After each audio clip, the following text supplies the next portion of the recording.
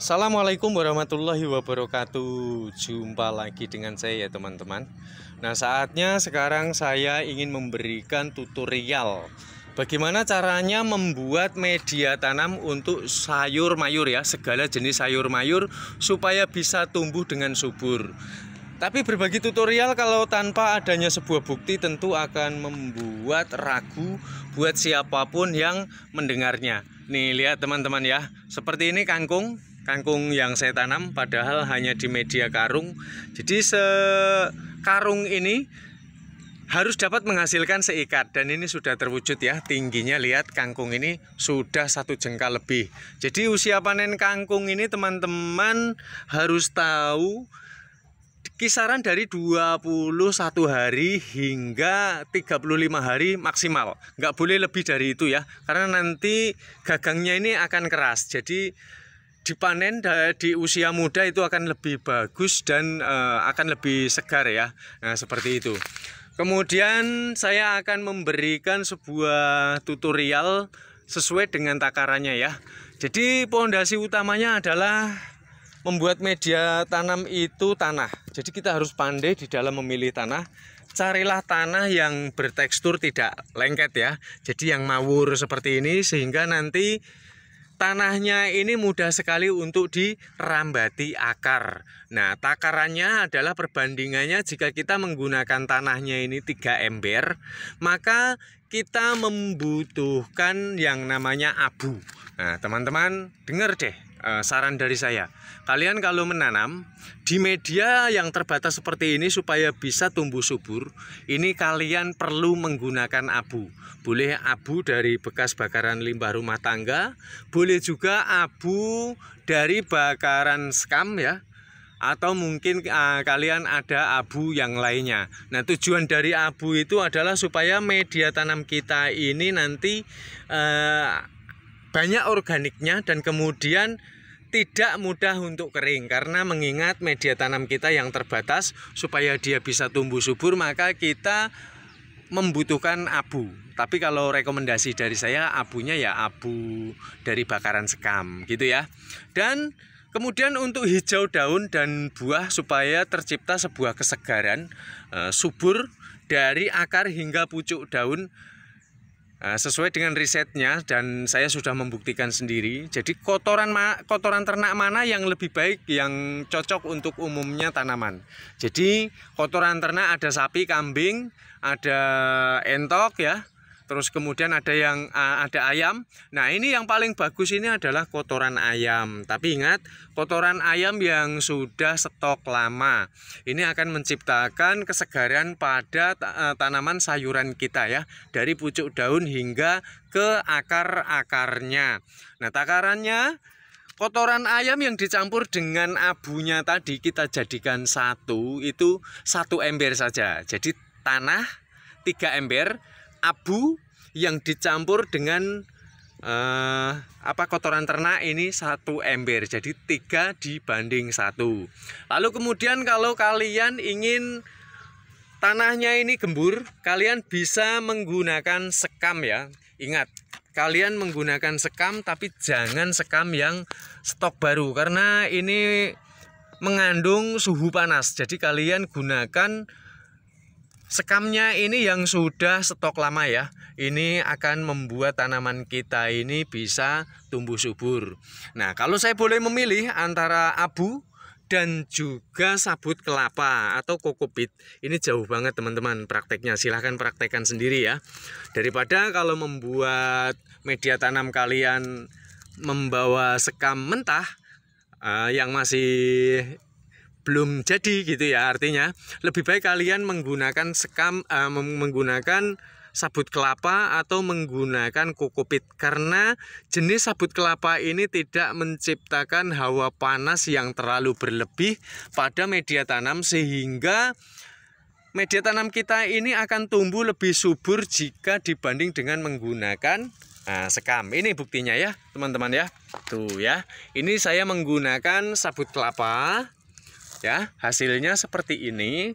Dan ini saya menggunakan sekam mentah tuh ya.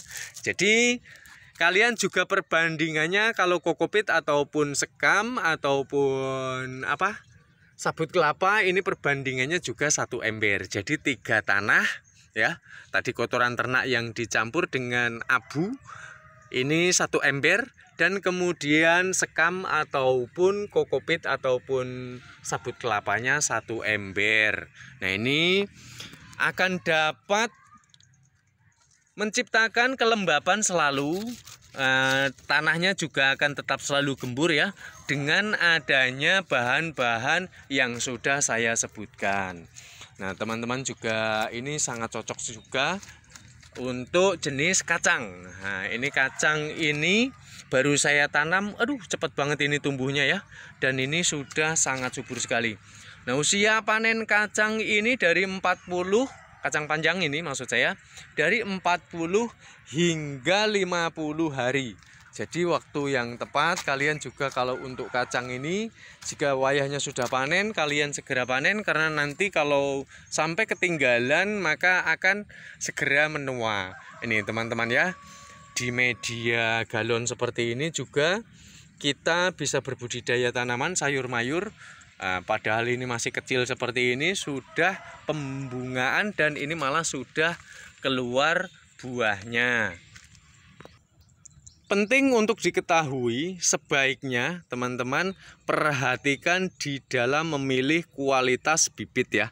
Jadi jangan abaikan kualitas bibit, karena walaupun sama-sama tumbuh nanti hasilnya itu beda.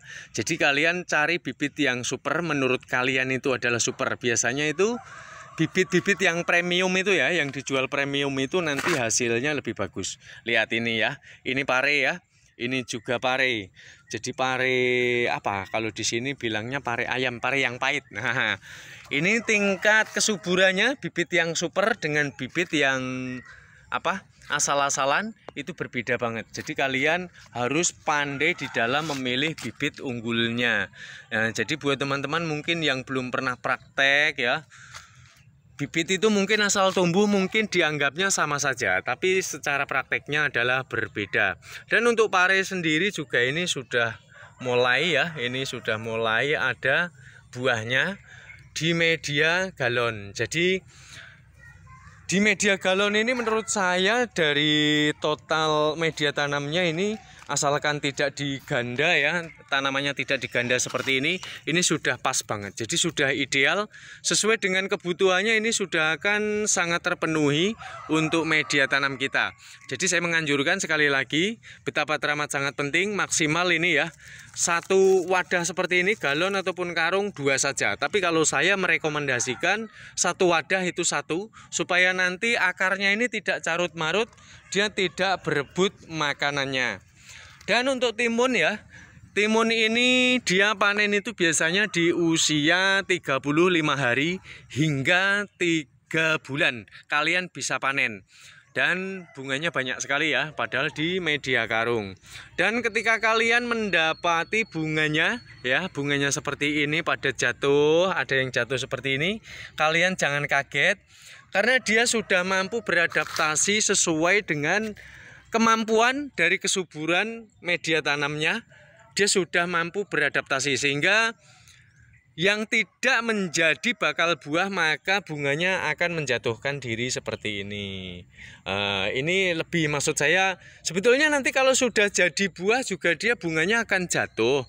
Tapi kalau tidak jadi, dia tidak ada calon bakal buah, dia jatuhnya ini lebih awal. Tadi saya agak sedikit salah menjelaskan di depan ya, karena letaknya bunga itu seperti ini teman-teman. Untuk timun ya, timun ini bunganya berada di atas seperti ini, dan ini nanti buahnya. Jadi ketika bakalan buah ini yang jadi, dia berwarna hijau segar seperti ini. Tapi kalau warnanya itu kuning ya kemungkinan bisa jadi, tapi kemungkinan juga bisa mati. Kalau ini sudah saya pastikan ini akan bisa panen ya, bisa jadi. Nah, contohnya seperti ini teman-teman. Ini sangsi, ini karena agak kuning ya, jadi kurang kurang segar gitu. Kalau yang seperti ini kalian jangan kaget, karena timun ini nanti dia akan merambat sampai panjang. Jadi nanti banyak bunga yang berguguran. Tuh ya teman-teman, jadi tingkat kesuburannya saya akan buktikan. Lihat, ini yang pakai 2 pohon ya, tingkat angka kesuburannya seperti ini ya. Daun panjangnya ini batangnya sekian. Dan ini yang pakai 1 batang saja ataupun 1 benih. Lihat panjangnya sudah panjang sekali ya. Panjang sekali, bahkan ini ngerambat sudah juga sampai di bawahnya kayak gini. Nah teman-teman, kalian ketika menggunakan bahan-bahan yang sudah saya sebutkan ini, jadi jika tidak ingin membubuhi pupuk kembali sampai masa panen, itu pun tidak masalah, dan saya jamin pasti akan panen. Yang penting kalian tahu triknya. Ketika media tanam ini sudah mengalami pemadatan teman-teman, jadi kalian harus menggemburkan kembali supaya nanti dia akan bekerja lagi. Pupuknya ini organik, pupuk organik ini, kompos organik ini, dia akan bekerja optimal lagi. Dan ketika kalian menggunakan ini galon ya seperti ini, ada keuntungan tersendiri. Selain yang pertama, nanti pupuk komposnya ini tidak lari ke sana dan kemari. Nah, kita bisa melakukan sebuah potongan ini ya, jangan dibuang. Nah, jadi motongnya itu disisakan sedikit seperti ini, dengan tujuan nanti bisa untuk tampungan air ketika turun hujan ataupun nyiramin. Nah, ini akan membuat kita simpel lagi tuh. Di sikon media tanam kita kering, kita sudah tinggal menyiraminya langsung saja di tempatnya seperti itu. Nah, ini juga teman-teman biar nggak sanksi ya, padahal bekas apa ini ya, tas apa ini ya, kecil banget tuh. Lihatin 1 jengkal ya. Nah, ini juga sangat subur sekali. Dengan media tanam, dengan takaran yang sudah saya sebutkan, ini sudah klinis, saya sudah praktek sendiri ya. Jadi teman-teman jangan lagi ragu. Oh ya, karena kotoran ayam ini banyak mengandung fosfor, kalium, juga nitrogen. Jadi dia sangat dibutuhkan sekali bagi sayur mayur untuk kesuburan dari akar hingga pucuk daun, dan kalaupun tanaman ini berbuah ataupun berumbi, ini akan menyangkut dengan kesuburannya. Kotoran ayam juga mengandung kadar besi, juga tembaga. Nah, ini sehingga batang-batangnya ini dia tidak mudah nanti untuk mati ya. Karena kandungan zat besi ini tadi sangat dibutuhkan, tidak hanya bagi manusia ya, manusia butuh zat besi. Ini untuk tanaman sendiri juga membutuhkan zat besi. Jadi kalian dengan mengkonsumsi tanaman-tanaman organik seperti ini ya, ini saya nggak pakai kimia sama sekali, saya pakai alami, dan ini tumbuh subur dan nggak ada masalah. Bahkan serangan hama binatang pun ini sangat minimalisir banget. Ini sudah terbukti. Juga kotoran ayam ini keistimewaannya, dalam paham saya sedikit banyaknya mampu melindungi, sehingga nanti serangan hama penyakit itu dia tidak membabi buta. Nah, sebagaimana yang sudah saya sebutkan di konten saya lalu ya, kalau kalian mendapati media tanam kita ini mengalami serangan hama tanaman ya, hama tanaman, kalian bisa menggunakan bahan-bahan alami. Yakni yang pertama adalah serai. Kalian bisa gunakan 2 batang serai yang kalian tumbuk, terus kemudian dikasih dengan daun pandan, lalu kemudian dikasih bawang putih, dan kemudian bawang putihnya ini hancurkan juga ya, baru nanti kalian rebus, lalu airnya kalian saring, dan kalian dapat nanti semprotkan ataupun kalian dapat siramkan ke pucuk daun hingga pada akarnya. Lihat ya, untuk kangkung, yuk kita lihat risetnya lebih dekat daunnya ya, apakah bolong-bolong atau tidak ya. Kalian ini pakai organik, jadi biar nggak sanksi lagi. Lihat ya, jadi minim sekali serangan hama pada tanaman kita. Jadi kalian gunakanlah itu. Dan saya rasa ini sudah ya, saya menjelaskan semuanya. Terus apalagi ya saya ya, oh iya, ini saya menghimbau buat teman-teman sekali lagi. Jadi kalian kalau mau menanam dengan teknik sistem karung, karung ini ada yang tembus dengan air ya. Jadi karung ini ada yang karakternya itu bisa merembas. Nah, ini maksud saya kayak gini bentuknya. Tapi karung ini juga ada yang bertekstur tidak merembas seperti ini. Jadi ini nggak bisa dilalui air. Jadi kalau kalian menggunakan jenis karung yang seperti ini tidak merembas air, kalian harus ini menyediakan sirkulasi seperti ini untuk penguapan ya. Ketika suhu nanti media tanam kita itu berubah sehingga dia tidak mengalami suhu panas yang berlebih pada media tanam kita, karena kalau panasnya berlebih nanti dapat mengakibatkan daunnya ini menjadi warnanya kuning gitu ya teman-teman ya. Harus lebih cermat ya. Tapi kalau kalian karungnya jenis yang seperti ini yang merembas kayak gini, kalian nggak perlu kasih sirkulasi, nggak apa-apa, karena ini sudah sangat kayak apa ya, kayak bablas gitu ya kalau kena air ya. Dan terlebih kalau kalian menggunakan media tanamnya ini galon, ini wajib untuk kalian berikan sirkulasi ya, seperti ini. Karena kalau kalian tidak berikan sirkulasi, ini dapat mengakibatkan yaitu tadi kuning dan kemudian tanaman kita bisa menjadi mati. Ini ya tingkat resikonya. Bahkan yang lebih fatalnya lagi, kalau kita tidak berikan sirkulasi, ini bisa nanti tanaman kita ini ketika kita nyemai nggak tumbuh. Nah ini. Dan keuntungan lain selain juga kita lebih simpel nyiraminya seperti ini karena ada tampungan ya. Terus kemudian pupuk yang kita siapkan di awal, kompos organiknya ini sampai masa panen dia sangat kecil sekali, dia nanti akan hilang. Kalau di alam bebas kan ketika kita siramkan nanti pupuknya ini akan merembas ke dalam ya. Jadi kalau kita menggunakan media tanam seperti ini, walaupun media tanamnya ini terbatas, akan tetapi nanti banyak keuntungan. Salah satunya ya pupuknya ini nanti tidak akan mudah untuk hilang. Dan kalau dilobangi kan ada yang melobangi di bawah ya, menurut saya kurang sempurna. Kalian lobangilah seperti ini karena tujuannya adalah untuk sirkulasi ya, supaya nanti ketika tanah ini membutuhkan penguapan dia tidak mengalami masalah. Dan ketika nanti turun hujan deras sehingga nanti tidak menggenang, karena kalau nanti sampai menggenang, ini kalian tidak dilubangi seperti ini sampai menggenang, saya jamin tanamannya nanti akan bablas tewas gitu. Selain juga timun, kalian juga bisa berbudidaya menanam gambas ya. Lihat, gambas ini juga termasuk jenis tanaman yang mudah untuk panen. Jadi idealnya untuk gambas ini adalah dari 45 hari hingga 55 hari. Ini harusnya sudah panen ya. Tapi juga ada bibit yang panennya ini lebih lama, tapi kalian harus memilih bibit gambas ataupun oyong kalau bahasa Jakartanya ini ya, dengan memang karakternya dia ini 45 hari panen. Nah, seperti itu ya. Nah kemudian untuk bibit gambas ini juga nggak bisa kita menyepelekan karena jenis gambas ini jenisnya banyak sekali. Kalian carilah yang lebih cepat untuk panennya. Dan jika kalian suka ya ingin berbudidaya menanam jagung, nah bahkan saya menanam jagung di tempatnya seperti ini ya. Tuh lihat ya, risetnya ini ya. Jadi 1 galon ini bisa kita kasih 1 saja, karena nanti kalau kita kasih 2, saya akan menunjukkan nanti ya yang saya kasih beberapa. Tuh lihat, batangnya besar, segar ya, daunnya pun sangat lebat, tanpa ada serangan hama pada tanaman sama sekali. Lihat ya, tuh lihat. Nah ini pun sama untuk media jagung ini, tanamnya ini juga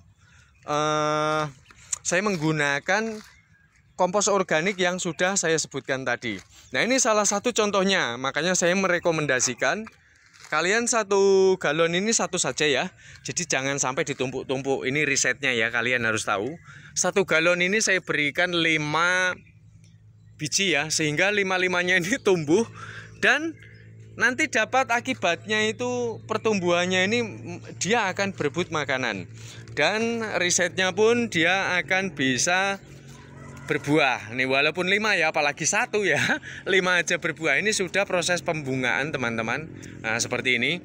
Kemudian untuk jagung adalah untuk wilayah bawah ini, daunnya nanti sesuai dengan pertumbuhan dia yang semakin lebat dan meninggi batangnya.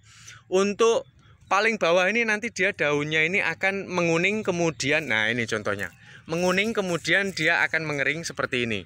Karena dia harus memunculkan ini daun yang baru ya di atasnya seperti ini. Dia akan subur seperti ini dan kemudian dia akan meninggi. Tinggi dari jagung ini bergantung dari jenisnya. Kalau jenis jagung pakan itu pendek saja ya. Seperti ini kan jagung pakan ternak.